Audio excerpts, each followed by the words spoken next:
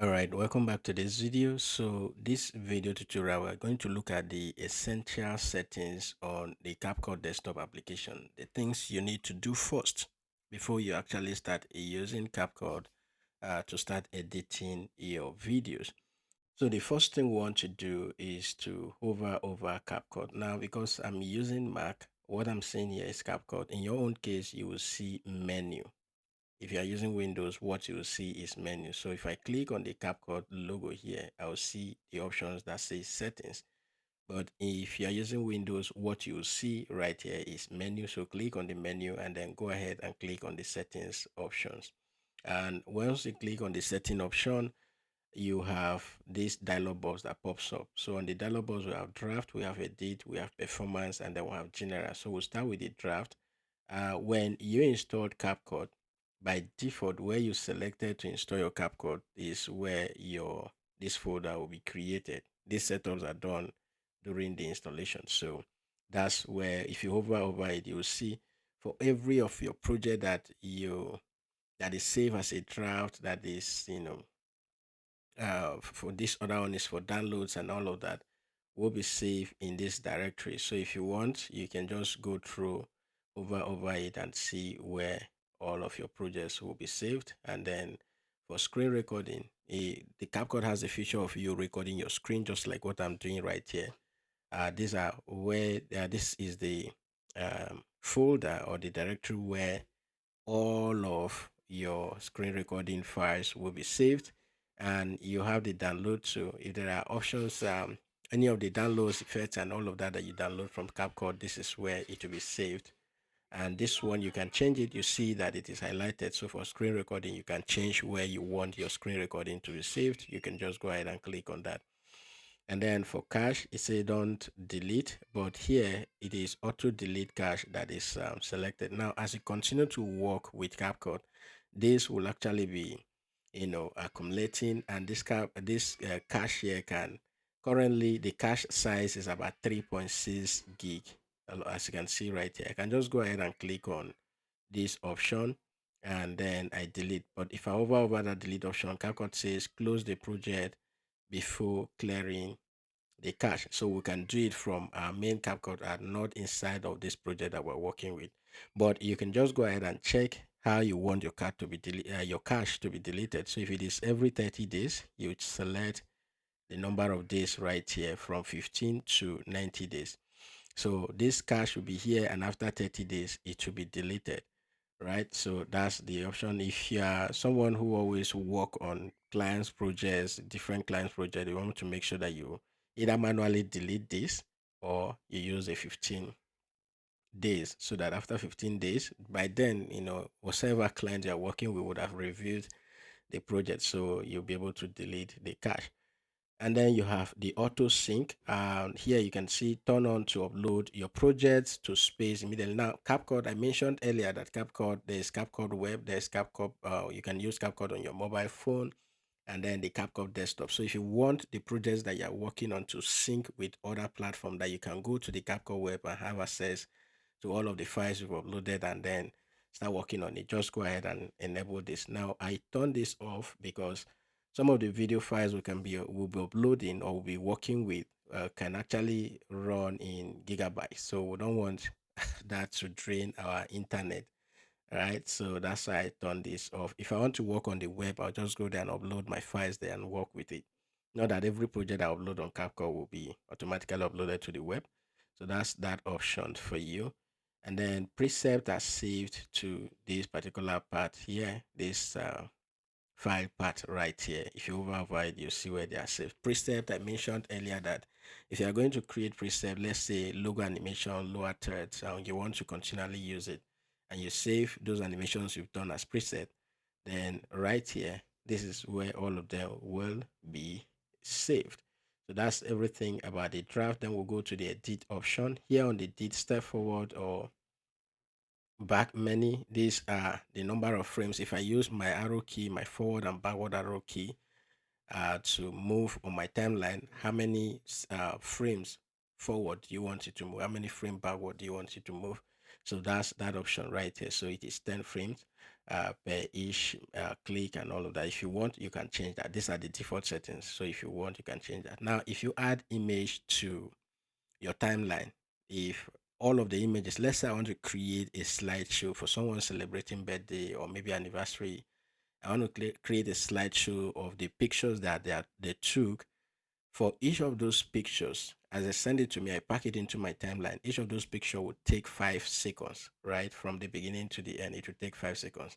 Now, this is the default time, the default duration for that particular for one particular picture, but you can increase it on the timeline, right?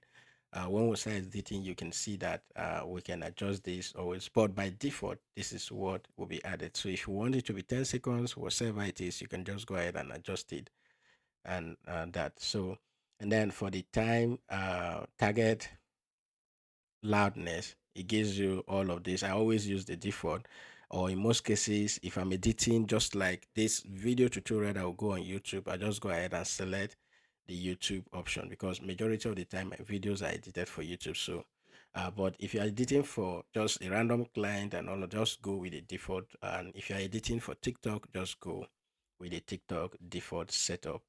And so for play audio wise scrubbing is if I move my playhead on my timeline and I've added some video clips here, then it will be playing. Or I move my timeline, my playhead up and down, that will be playing, right? So the video will be playing, you'll be hearing. That's what this actually means. So then linkage, if you want to link all of your media, if you click on the setting option, these are some of the things that you can always link. This is the default setup, so I always leave mine as default. So just leave it. If there's anything you don't want to link with each other, I will show you how this work in a moment. If I add an audio in, let's say there's a video in the main timeline here, and then there is a text file on top, like adding overlays, or there is a picture on top, as long as they are touching each other. If I delete the main file here, every other thing here will be deleted. That's what it means. But if I want to delete the main timeline and I leave every text file, then I will delete and every other thing on top, as long as it is text. If I go ahead and uncheck this, will not be deleted, right? So that's the whole essence of that linkage. And then arrange layers. You can reorder in every new project and all of that. So this one, I leave it by default on check as it is. Then frame rate. For the frame rate, it all depends on the the work that is handed over to you or the camera you're recording with. But if you're just going to edit normal, talking head videos, YouTube videos where you just illustrate or you're just moving while talking to the camera, just choose 30 frames per second. But if you are going to be editing for TVs and all of that, 24 to 25 is better. If you are going to be editing like those who play games, animations, and the rest, they're always recording in 60 FPS. So you can select any of these higher one. But by default, if you don't know what to select, just go with the 30 frame per second. And then the time code, you'll see that when we start adding this. So you can choose in between any of these the way you want it. And then sounds for export. Once I start exporting my video, what after I finish exporting, you hear a sound that will play. So that's, oh, if you want that sound, all right, you can go ahead. If not, check this off. And then we have the Dreamina Sync. This some of the AI tools or automated means that CapCut has enabled for you. So if you want to sync between the CapCut desktop application and your website, you just go ahead and enable that.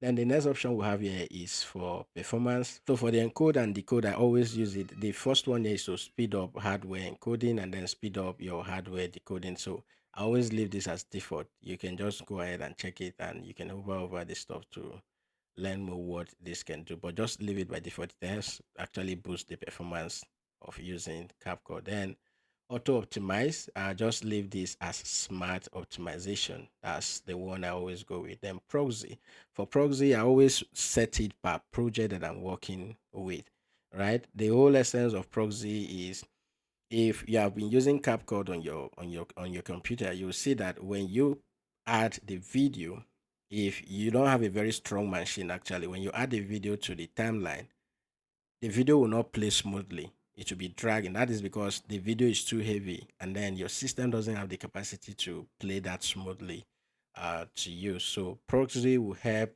turn that file, that let's say 10 gig file, 20 gig file, into a very tiny file that can play smoothly on your system. But when you render it out, it renders out the original. Or when you export it out, it will always export out the original. Let's say it is in 4K, it is in 2K, it is in 1080p. It will always export out that original file. But here, just to make sure that it is easy for you to play inside, to work with inside of your CapCut app, you can turn that. So I always set this per project, and I will show you that when we start working on a new project. Then the proxy files where they're saved to, you'll see the part here. You can't change it, but you'll see where all of the that are saved, and then you see the proxy size. You can always delete this as well. Then render cache location, this is where they are saved. Render cache size, you'll see them right here. Then auto clear. When it gets to 10 gig, it will automatically be deleted. That's, you can always adjust this anyways. And then auto render. And now, once I finish editing my videos, I just go to export and export. There is nothing like the render option before exporting. That is because CapCut handles this on the background with this auto render right here. And then the last option we have here is general. Here you select your language. So mine is by default to English, whatever language you want to use. You go ahead and select that option. Then for notification, you can allow CapCut to send you notification. And then software update, you can go ahead and enable that as it is, or just get notified about update. And the reason why people don't do automatic update is people are still using 2022 version of CapCut or 2023. The reason is because some of the new features that are paid now in those old version of CapCut, you don't pay for it. For instance, noise remover or reducing noise. That option was free. But right now, if you're using CapCut, you have to pay for it. So that's everything you need to know about the setup right here. I hope this is helpful. So once you are done, just go ahead and click on save, and that will automatically be saved. And I mentioned that proxy, I add them per project. So if you want to add proxy per project, instead of setting it inside of the general settings, once I add up my projects here, let's have imported my videos without selecting anything. Right here on this detail panels, you'll see this option that says modify. So if I go ahead and click on modify, here I will add the name. But most importantly, if I come to performance and I go ahead and turn on proxy, it automatically converts all of the video files I have here into a proxy format so that it gives me a smaller unit of that video that I can work with for to be able to play smoothly on my system. And after that, I can export it. Once I export it, the export will come out if it is a 4K video, if it is a 1080p video, all of them will come out in that particular format that it was recorded. But most importantly, on the details option, make sure that you always adjust the name you are saving your project with. After that, go ahead and click on save, and that will be saved. Then you can start working on your CapCut and start exporting out your videos. I hope this video is helpful. If it is, smash that like button. And if there's anything you don't understand, always use the comment section, because that will help me in my next video to be able to address all of that. For all of your comments as they come in, I'll be addressing them in subsequent videos. So use the comment section if there's anything you don't understand. And that is it. If you are not subscribed to the channel already, do that, enable notifications so that you'll be the first to be notified when we publish next video.